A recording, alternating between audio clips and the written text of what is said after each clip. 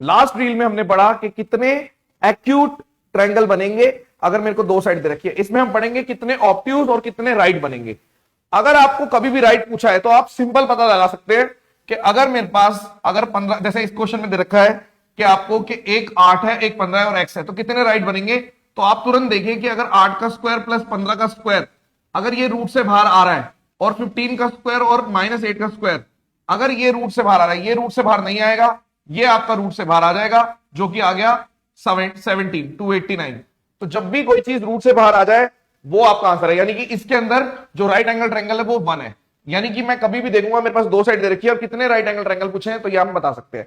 मुश्किल चीज क्या है वो मैं आपको बताता हूं कि सपोज करिए आपसे पूछे कितने ऑब्ट्यूज हैं, तो इसका एग्जाम ओरिएंटेड तरीका यह है कि आप टोटल नंबर ऑफ ट्रायंगल निकालिए, उसमें से जितने भी राइट हैं, जितने भी एक्यूट हैं और जितने भी ऑब्ट्यूज हैं, इन तीनों को इक्वेट कर दो।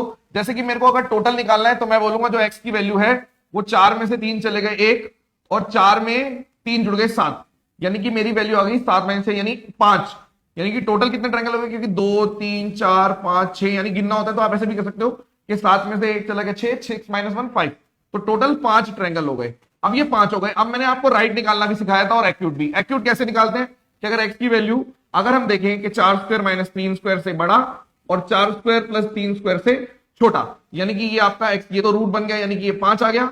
और अगर हम यहां पे बोले रूट 7, यानी आपको पता चल गया कि कोई एक चीज आ गई, यानी कि राइट 1 है। और एक्यूट कितने बनेंगे 2 पॉइंट समथिंग से 5 के बीच में, यानी एक वैल्यू 3 है एक वैल्यू 4 है, यानी कि 2।